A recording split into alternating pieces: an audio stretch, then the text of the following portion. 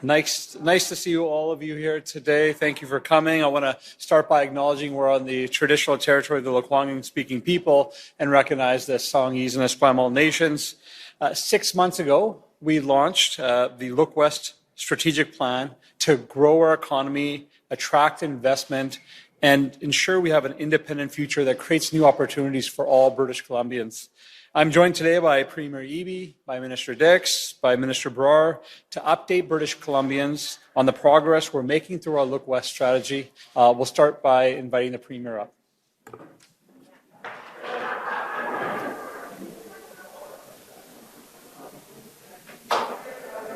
Good afternoon, everyone. Thanks for joining us for the conversation this afternoon. There's no question for British Columbians. We're seeing it everywhere. We live in an age of uncertainty, and there are very real impacts on the daily lives of British Columbians as a result, whether it's the tariff war with the United States or the war in Iran, driving up the cost of fuel and other essentials, including for farmers, fertilizers, other impacts. We cannot depend on the outside world to secure our future here in British Columbia. We have to be able to stand on our own 2 feet.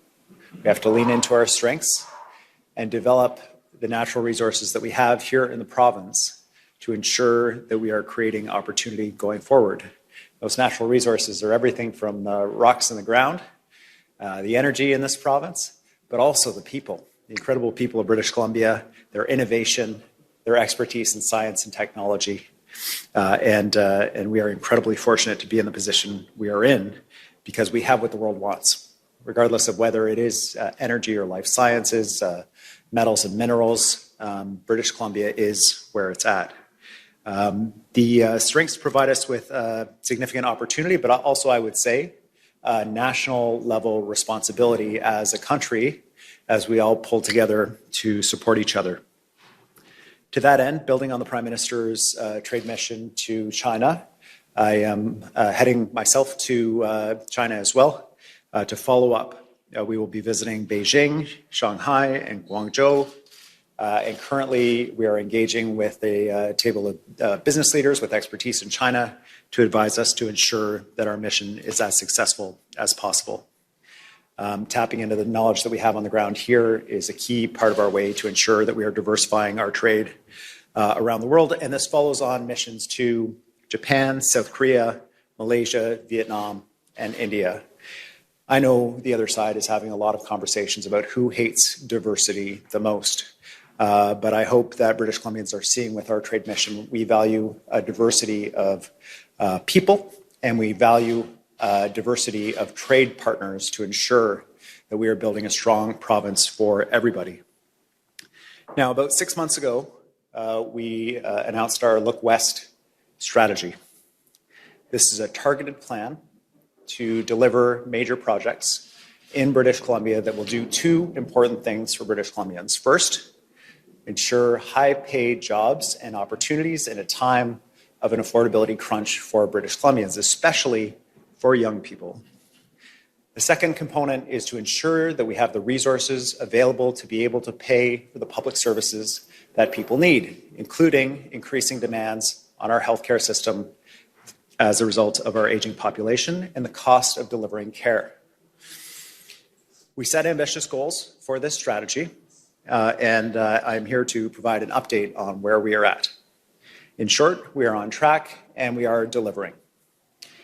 We have about $88 billion worth of private investment that is on track to move forward in the next 3 years alone. This will generate tens of thousands of construction jobs and billions of dollars in revenue for the province. This is the prosperity that is needed to support schools, hospitals, and the public services that we all rely on. This includes natural gas projects like LNG Canada Phase 2, new mines generating jobs in Northwest BC. You'll hear more details about that from the ministers. This is British Columbia's moment. There is no question about it. And it is our responsibility to seize that moment and ensure we are delivering not just for British Columbians, but for Canadians. We are proud of what we are doing here. The Look West strategy is delivering, and major projects have reached final investment decision that were on our initial list already. More important than any of this is that British Columbians benefit directly from the work that we're doing, which is why our announcement of the $250 million in skilled trades training for British Columbians, now coupled with the very positive news out of the spring economic update from the federal government about their contributions to skilled trades training, will ensure that British Columbians will be first in line to benefit from these jobs and opportunities. Thank you for joining us. With that, I'll pass it on to our next speaker, Minister Kahlon. It's great. Thank you so much, Premier. I think people know we're dealing with tariffs, we're dealing with a war in Iran, and we're dealing with global uncertainty. And despite that, we're continuing to see unprecedented investment and growth here in British Columbia. We are currently 40% of the federal government's priority major projects. We believe that it should be more. As the Premier has mentioned, that today we're sharing that we're doubling the number of priority projects from 18 to 35. We're also doubling our trades training for up to $240 million in this budget. We're making sure that the people of British Columbia have the skills they need to take the opportunities that we see coming forward. We're supporting BC businesses. We're creating jobs through our Manufacturing Jobs Fund. We're partnering with businesses to grow and create jobs here in British Columbia with our $400 million strategic investment fund. We're growing key sectors like life sciences, AI, quantum, defense spending, procurement, tourism, as well as much more. And we have big goals, and we're working on those every single day. Look West is about building long-term economic security, about improving investor certainty and increasing investment during this unstable time in the world. We are making some significant progress here in British Columbia, and we're getting major projects built as well. We're delivering on natural resources the world needs, powered by clean, renewable energy, supported by a very talented and a skilled workforce. We have, as the Premier's mentioned, $88 billion in major project investments going forward. And I'm confident that we'll continue to see that number rise in the months and years ahead. This means even more good, stable jobs for people across the province. It means strong local economies and more revenue to support the public services that people depend on, schools, hospitals, and key infrastructure. In BC, we have everything that we need to be a world leader. Since 2017, we have led all large provinces in GDP growth. We've had the highest per capita capital growth in investment in the country and the highest wage growth in the country as well. And we've led on the way while we're also trying to reduce interprovincial trade barriers, and we're leading that conversation across the country. Look West is our path forward. Our path to grow, our path to a stronger future. It's about unlocking opportunity, creating good jobs, and strengthening our local economies during the global uncertainty that we're dealing with. So it is a good day to be sharing that we're doubling the major projects that are on our major project list. And to speak more about some of those projects, I would like to invite up Minister Brar.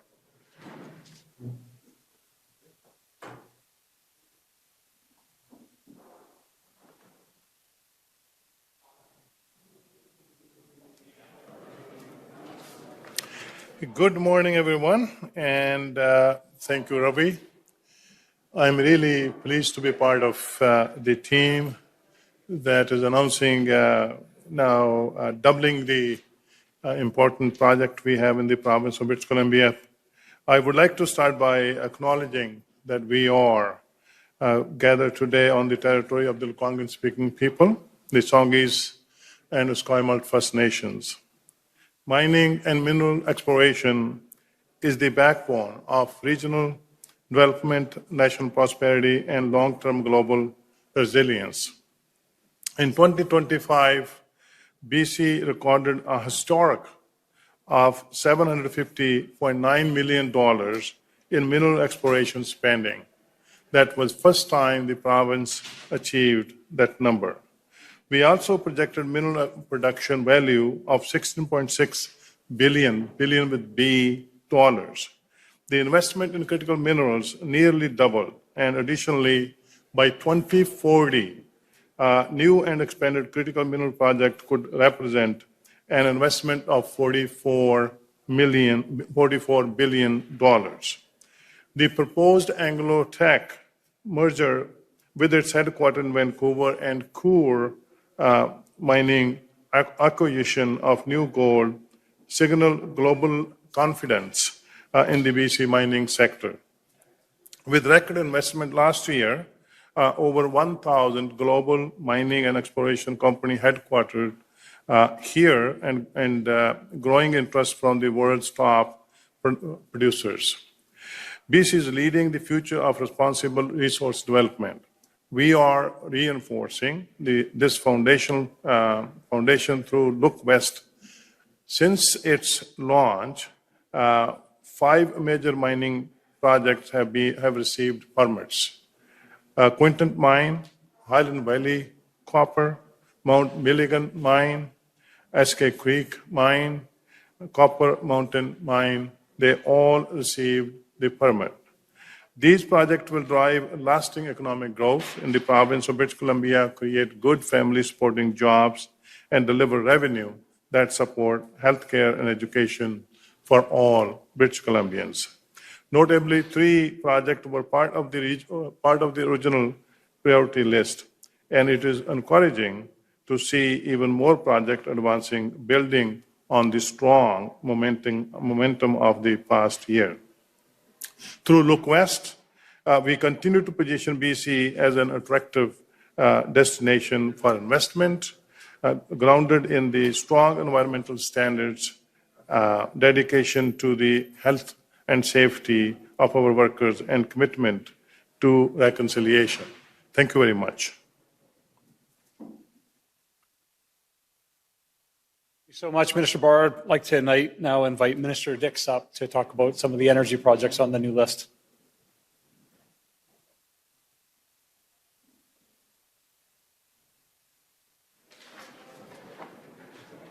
Thank you very much. It's an exciting day today to talk about British Columbia. And as we prepared to announce today, even in the last 96 hours, we've seen the significant progress in British Columbia in terms of projects. On Friday, we spoke of Enbridge's Sunrise project, the extraordinary cooperation between Enbridge and First Nations on that project.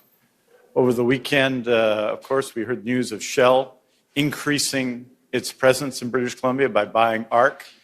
And in speaking of that, their Canadian CEO, Wael Sawan, talked about the work that we're doing to bring investment, to bring jobs, to bring wealth to British Columbia. And I want to express my appreciation for those investment announcements, which demonstrate today the success British Columbia is having. We have the best resources, we have the best workers, and in Look West, we have a plan that will drive that forward. On the energy side, we see it in a number of ways. We see it through BC Hydro and all of our clean energy initiatives.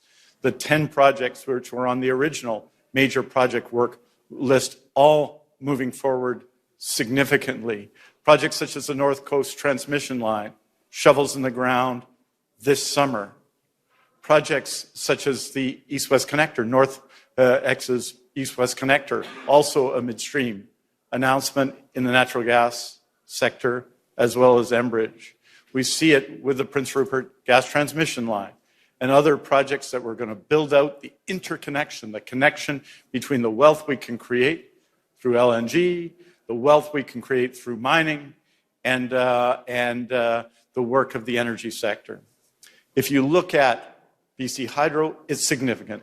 This is the largest investment in clean electricity in the history of British Columbia.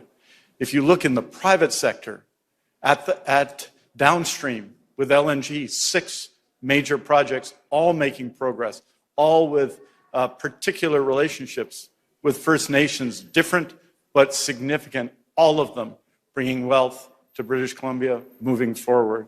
In the midstream, we see it with the NorthX East-West Connector. We see it with the other midstream projects. And upstream, we see an increase in natural gas production, an increase in improvement in issues such as restoration, which are fundamental to ensuring working with Treaty 8 First Nations and working with the industry, that we can continue to succeed in that sector. In short, what you're seeing in this first 6 months of Look West is what we expect to see in the next 6 months. Growth, investment, jobs, and a strengthening of the resilience and the economic wealth of British Columbia. I believe that this is an optimistic future. I believe that Look West, as a plan, demonstrates the government's commitment to ensuring that we have the resources to pay for healthcare, to pay for education, to pay for services, and as well ensure jobs for the next generation of British Columbians. Thank you very much.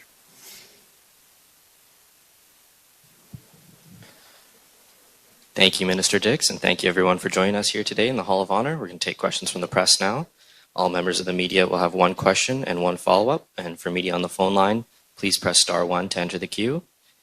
And we're going to start here with Ben O'Hara-Byrne from Global News. Thanks. Oh, so you want to hold that? Sorry about that. I was going to take the mic away. Thanks for the question, Premier. 6 months is a quick time to stand out here and sort of say, hey, it's all going great. The deficit's big, credit rating is down. Why today? You heard the energy minister talk about what has happened just in the last 96 hours in terms of major energy investment decisions in the province related to natural gas. The Sunrise Project, the CEO of Shell, Wael Sawan, speaking publicly about the work our government is doing, supporting the largest private sector investment in Canadian history, again, in British Columbia. And you heard the Minister of Mines talk about the fact that we have a report now that last year we set a record for mining exploration in the province. We've never hit that level before. A record in the first few months of this year, major mines opening, major expansions opening. And the Minister of Jobs talking about a doubling of the number of major projects on our list that are receiving concierge services and support through the province to get to final investment decision sooner. It is crucial that British Columbians understand how we are working to protect them in these uncertain times. As they see the cost of everything going up because of the war in Iran, and those impacts are just beginning, that they know that their government is working to do two things. One is to ensure that we are a prosperous and wealthy place. But the second is to ensure that they benefit from that through jobs, through better public services.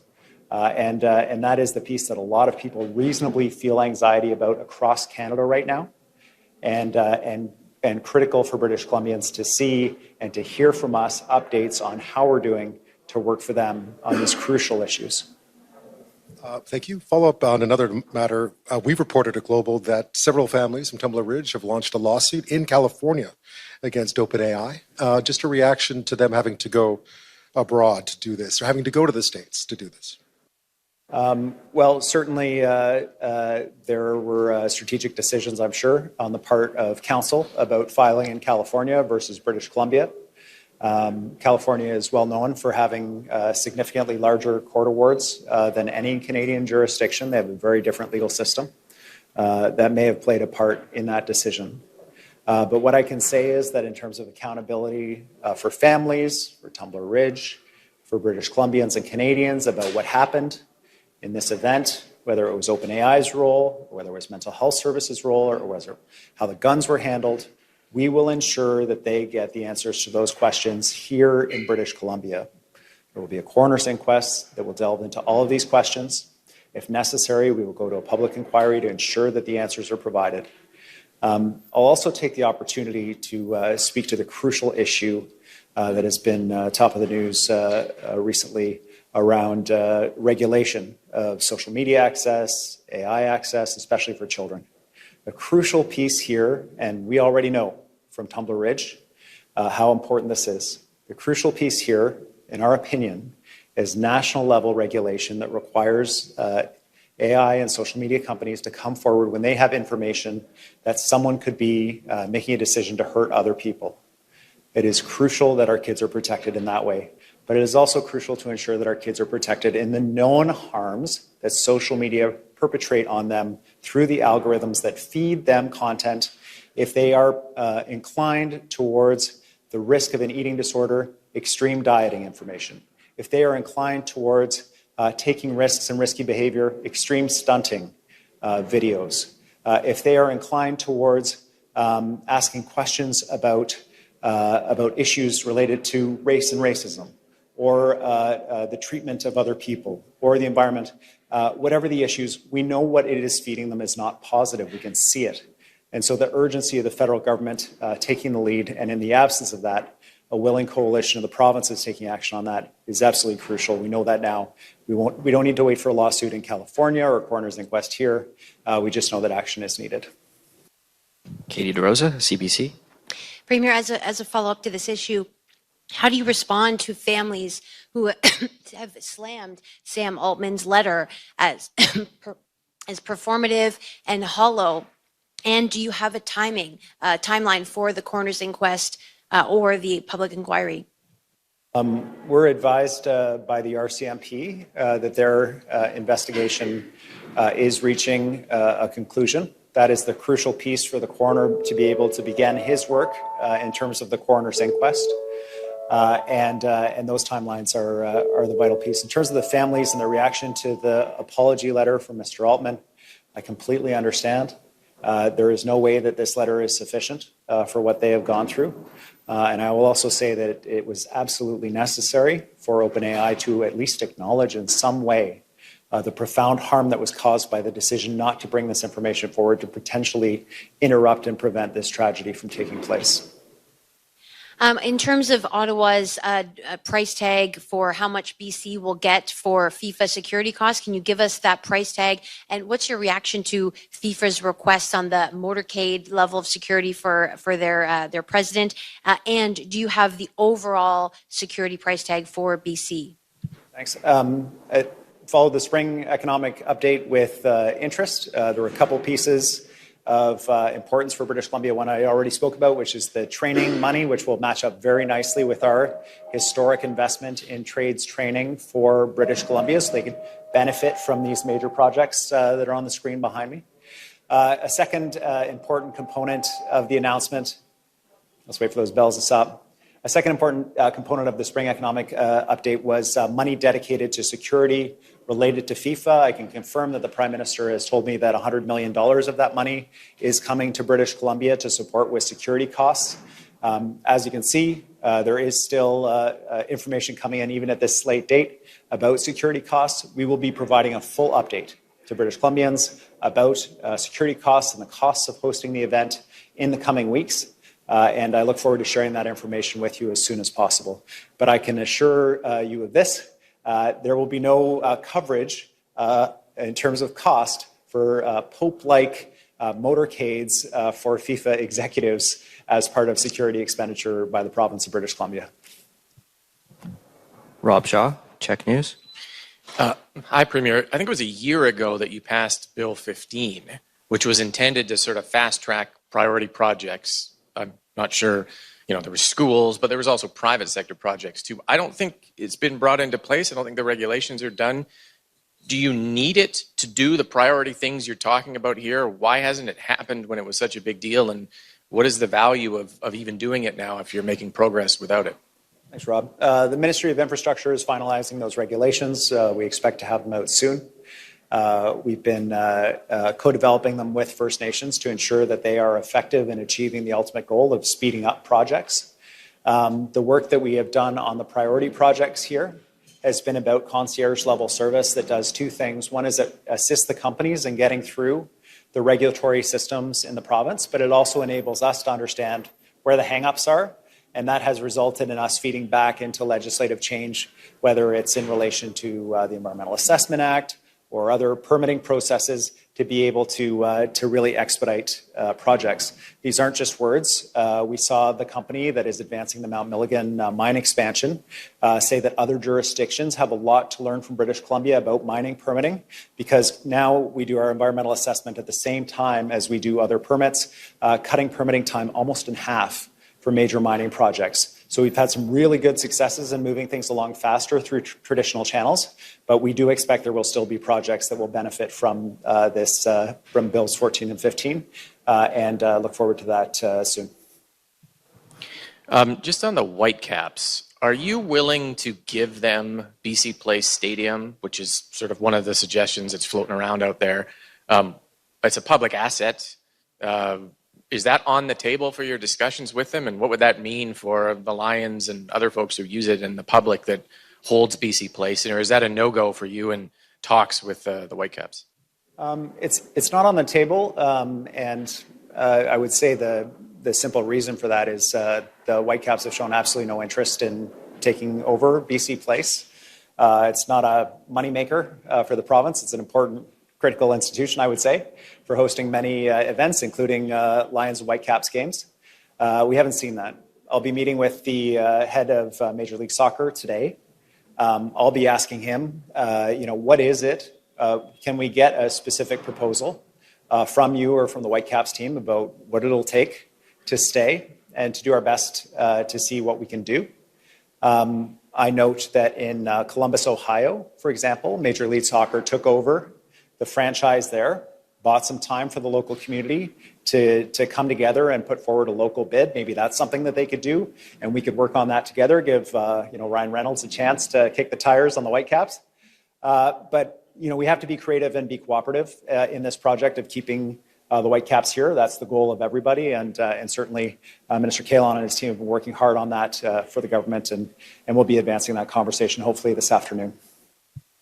Rob Buffum, CTV. Yeah, I wanted to ask you about, as we talk about the security costs and other costs of hosting FIFA, your party had initially decided not to go for a bid on FIFA now and changed its mind. In light of things like projects for healthcare being put on pause and the huge deficit that the province currently has, do you have any concerns or regrets about the NDP greenlighting hosting FIFA?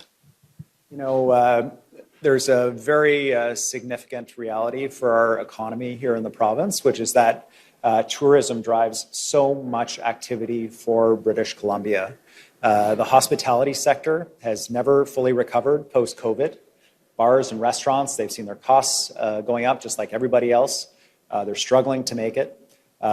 We know that tourism can drive significant economic activity here in British Columbia, and it does.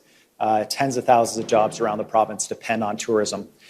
This is a unique opportunity. The single largest sporting event in the world, bigger than the Olympics. More than 5 billion people will be watching these games, and they will be seeing British Columbia at our best. Our restaurants, our scenery, our people, our communities. I look forward to sharing the information about costing, the revenue that we're seeing from the games, and just assure everybody who works in that tourism sector, the hospitality sector, whose jobs are dependent on people coming, learning about British Columbia, choosing to come here, that we're going to put on a heck of a show, and we're dependent on them to help us put on a heck of a show and driving that tourism economy, one of our critical sectors, to be able to ensure we're responding to the threats that we face economically here.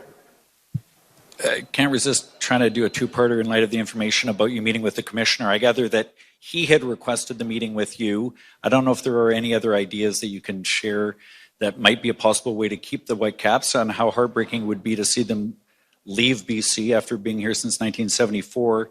And also I'm wondering, we've talked a lot about the legal liability the province is exposed to coming out of that mineral tenure case last year, and concerns about the impact of that on the province economically. How do we reconcile all those concerns in the context of mining or other projects with this enthusiasm about the prospects going forward? Well, you're right. It's a complicated moment. It is. I don't think there's a single project that's up on the board behind me that doesn't rely on some way on an Indigenous partnership, or in some cases being Indigenous projects entirely. These are creating jobs and opportunity across the province. And so it is hard to reconcile some of what you're hearing from the opposition, some of the things that they're saying that they would do in terms of shutting down conversations with First Nations, the repealing of the Declaration Act that allows for these agreements to be established, how that doesn't shut down all of this activity and is incredibly disruptive to lose jobs and opportunity.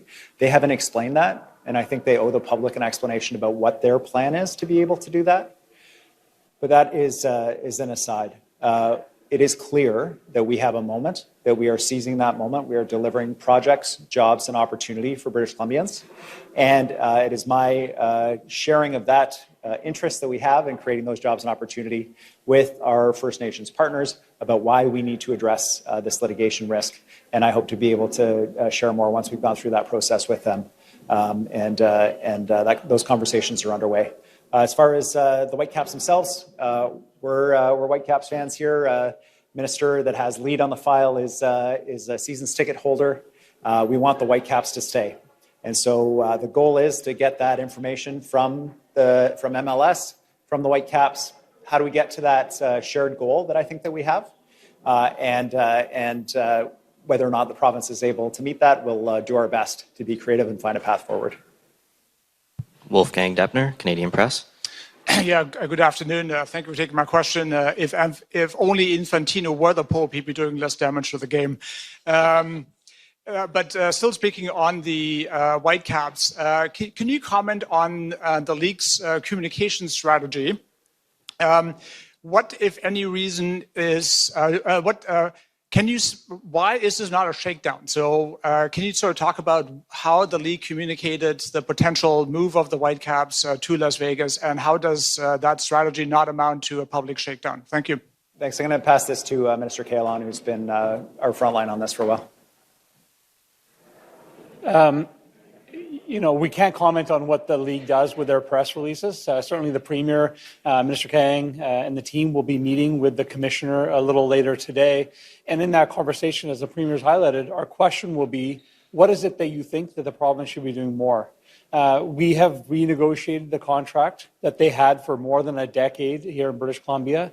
They've seen a $2 million reduction in their costs. We've seen an additional $1 million in revenue for them, so $3 million in total. And we're still at the table wanting to work with them, but we have to be reasonable. We've been hearing from fans who are trying to save the Caps, and I get it. There's frustration amongst supporters, and I get it because I was in the stands with them for the last 10 years when the team was struggling to get the wins. We were all chanting, "We believe the team will win," when deep down we didn't really believe the team would win. But we did that because we supported the team. And to see the team now become successful, and then all of a sudden now the value is at its highest and the owner is saying we want to sell, that is a frustrating thing for supporters of the team to deal with. Now, we are keen to hear from the Commissioner about what they believe needs to be done to keep the team here. But I think also the Premier's highlighted the role that the Commissioner and the MLS has to keep the team here. I think they owe it to the team, they owe it to the fans to do their part, and we're going to look forward to hearing from them on what that is. Yeah, excuse me. Sorry, stuffy throat. Thank you for that answer. I want to go back to the Look West strategy. Premier, what are you telling potential investors about your government strategy, given the uncertainty surrounding DRIPA? You've always said that DRIPA has to do a lot of lifting when it comes to Look West. Yet we continue to hear different messages from you and your government about DRIPA. So how can you reconcile these two competing agendas? On one hand, changing DRIPA, and on the other hand, making it the cornerstone of your Look West strategy. Thank you. Well, look, you don't show up with $1 billion to spend on a project in British Columbia without having a pretty sophisticated understanding of the jurisdiction that you're walking into. There are challenges around the world right now. There is instability around the world right now. But these companies are voting with their dollars in British Columbia. There's a famous saying that money talks and bull crap walks, right? There is a lot of fog and misinformation about Indigenous relations in the province. The companies are showing up. They are investing at record levels. We have never had as much mining in exploration activity in our province as we did last year. We have never had as much investment in mines in the first 4 months of the year ever. We are talking about the largest private sector investment in Canadian history, again, that was positively commented on by the CEO of Shell just yesterday. This is really significant for our province. We have to address the DRIPA issue, no question. We will. And The companies know that they have strong Indigenous partnerships, that that is working, that they can invest here with certainty, and they are doing that. And it's important for British Columbians to know that because it will impact their lives. It will mean more employment opportunities, not just in rural and remote areas, but in major centers across the province where jobs rely on mining and energy supply, accountants, lawyers, engineers, but also money for services that we know we need to pay for things like healthcare and education. People know the province is under financial strain, so is the whole country, so are many countries around the world. How are we going to pay for this stuff? This is part of the crucial answer. So I'm incredibly proud of the work that the ministers have done here, Minister Kahlon and the Look West team in the Ministry of Jobs, Minister Dix, clean energy projects across the province in partnership with First Nations, the largest private sector investment in Canadian history, Minister Brar, the largest company ever to locate in our province, coming to British Columbia, Anglo-Tech, as well as setting records in the mining sector. This is the work that's happening, and it will benefit British Columbians. Alec Lazenby, Vancouver Sun. Hi, Premier. I just want to ask, the BC Nurses Union strike will be taking a strike vote in the middle of May. They've said that they've come to an impasse at the table. What's your concern level around whether there could be a nurses strike in this province, especially after everything that happened with the BCGEU in the fall? And given mediation didn't seem to help with that impasse, what are the next steps here? Well, I mean, I think every British Columbian knows how important nurses are. There's very few of us who haven't had an experience in the healthcare system that wasn't made better by a compassionate nurse showing up at just the right moment. And we also know that nurses are highly stressed in their jobs, whether it's because of long work hours or safety-related issues or other challenges that they face. We will find a path forward with the nurses. I am convinced of that. That deal will be reached at the bargaining table, and we will ensure that it is a respectful agreement that reflects the hard work that nurses do and respectful of the financial position of the province and our ability to pay for those critical public services like healthcare. And I look forward to resolution of this issue as soon as possible. Hi, Premier. I know you've gotten lots of questions about the Whitecaps here, but here's another one. Do you at all feel like this is ownership of the Whitecaps trying to squeeze more out of the government in terms of concessions on the stadium, in terms of rights around, revenue, in terms of, the potential? I know, a new stadium is far off, but around the potential for that. What do you feel is the motivating factor here? And do you feel that, there is a chance to come at the impasse if this is, in actuality, a chance to play for concessions? Yeah, thanks. I mean, it's a bit hard to say because we know two things about professional sports teams. It's about passion and love of the team, love of the game. If you want to make a lot of money, typically buying a professional sports team is not necessarily the avenue to do that. But these are also for-profit entities. There is a hope to make a return. There is a hope to make money. I don't blame anyone for negotiating hard. All I ask is that they bring forward their proposal around what, from their perspective, it will take to stay. And then the province will see what is possible, where we can be creative and try to find a path forward. So I'm hopeful that we'll be able to get there. And if the current owner is facing significant pressure, perhaps MLS could engage in a process like they did in Columbus of taking over the team and assisting in finding a local buyer to keep the team here in British Columbia. Jeremy Hainsworth, BC Today. Complete change of direction.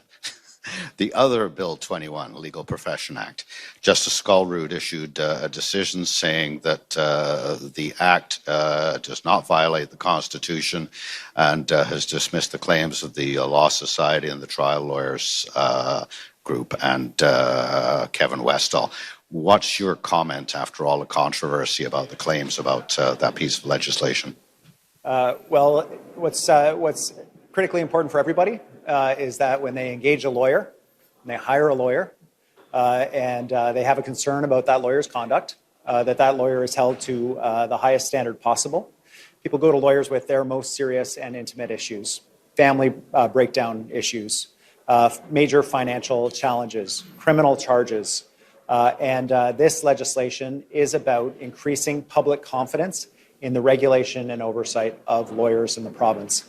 We are certainly pleased to receive the court's decision. We'll be reading it carefully. I think there's a reasonable prospect we'll see an appeal. But at this point, certainly glad to know that that legislation will be in place to ensure British Columbians are protected when they engage a lawyer in our province. How does the legislation increase public confidence in access to justice? One of the key provisions of this legislation is ensuring that there is good representation on the board that governs lawyer conduct in the province from the public. Those benchers that show up and represent the public interest in the discussions that happen within the Law Society about how lawyers are regulated. To have that public voice there is very important. But also, one of the big challenges we've had is around the regulation of things like paralegals and notaries public and other people that provide legal services, and a frustration about their ability to deliver services that are more affordable for British Columbians and their practice ability to be able to do things that support British Columbians in a more affordable way.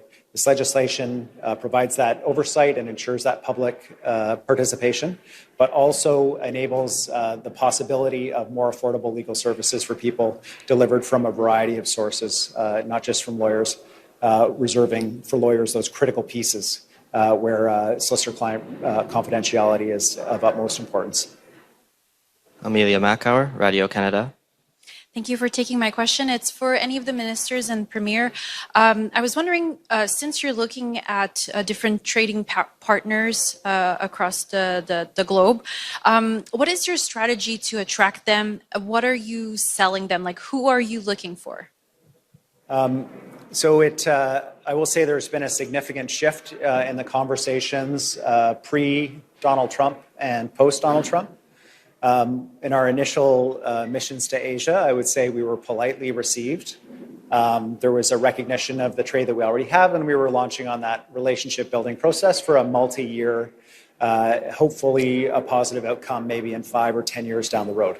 Post-Trump, now particularly post-war in Iran, there is an urgency. When we have these meetings, it's like, okay, what can we get done as soon as possible?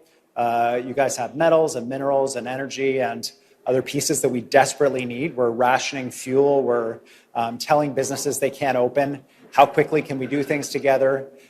We can't rely on the supply chains that we used to rely on to get these metals and minerals. What opportunities are there for us to invest with mining companies in British Columbia to get these things up and running? So it's really us trying to play that matchmaker role between BC companies and investments and the trading partners that we're visiting. In terms of our trade mission to China, specifically, we'll be engaging on issues of energy, agricultural products, and softwood products, areas where China has, in the past, been a major consumer of BC products, create a lot of jobs and opportunity here, and hopefully we'll be able to identify other areas where we can work together. Thank you.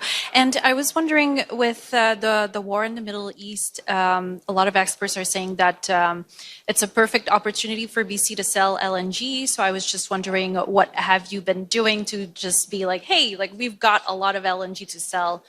Who's interested in that? And if Minister Dix, if you could answer in French too, that would be appreciated.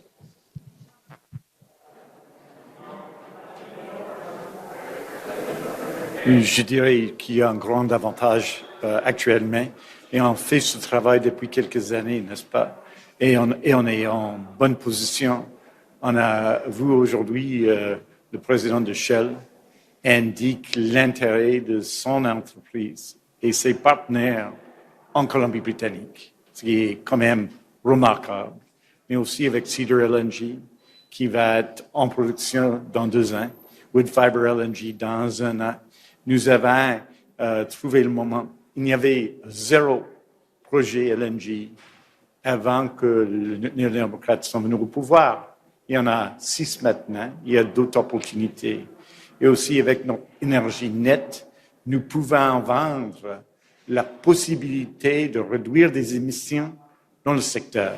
C'est ce qu'on fait et c'est extraordinaire. Donc, on a un tas d'opportunités. L'énergie qui est le meilleur dans le monde, notre position géographique, qui est le meilleur dans le monde, surtout pour le marché de l'Asie, et finalement, nos gens, la démonstration déjà de ce qu'on peut faire ensemble avec nos travailleurs ici en Colombie-Britannique. Donc, je pense que ce sont toutes des conditions pour une réussite et on est en train de réussir. Il faut en faire plus qu'on aime. Mark Page, Black Press. Yeah, Premier, thank you for taking my question. Having read through the legal filings in the Tumbler that were filed in California by the families of the Tumbler Ridge victims this morning, I mean, details are nothing short of horrifying. They also raised some more questions, at least in my mind. Can you share anything, or did Sam Altman share anything with you about the suspect's chat history, the specifics of his chat history, or sorry, her chat history when you met with him? No, he didn't, and I specifically did not ask. I have little interest in appearing as a witness in a criminal or civil proceeding, and those are certainly the RCMP is doing a criminal investigation of the entire incident, and there is civil litigation as well. This is a key question that I have. What was it in the chats that were so concerning that multiple staffers within OpenAI said we should call the police? And what was the consideration that was given when the decision was made not to call the police, not to advise Tumbler Ridge RCMP of the threat in the community, and underlines the importance of the federal government setting that clear standard to protect kids and protect communities for these companies that clearly are not capable of making that judgment call on their own. Those details will come out. They'll come out either through the coroner's inquest, they'll come out through the civil processes in the United States, or they'll come out through a public inquiry. British Columbians will have those answers, and we'll all get them at the same time. Sort of related to that, were you aware that the OpenAI, had referred this case to a specialized internal safety team that then, and Mr. Altman had then declined to take the safety team's advice and notify the RCMP? Were you aware of that, and did you ask him about that? No, again, my goal was to communicate to Mr. Altman that at a minimum, he owed the people of Tumbler Ridge an explanation and an apology, that I wanted his support in a national standard for AI companies and social media companies to report to the police and to authorities when people are planning violent acts on their platforms. That was the core part of my discussion with Mr. Altman, was how do we protect kids? How do we begin the process of him acknowledging the harm in Tumbler Ridge? The committee you're referring to, my understanding of what happened related to that came from a news story that was in an American newspaper where an informant came forward and allegedly shared information about what had taken place within OpenAI. And I don't know what the police have uncovered since then or any related investigations. So that will come out, though, for British Columbians through the coroner's inquest process or through public inquiry if necessary. And that concludes today's event. Thank you very much for joining us here today.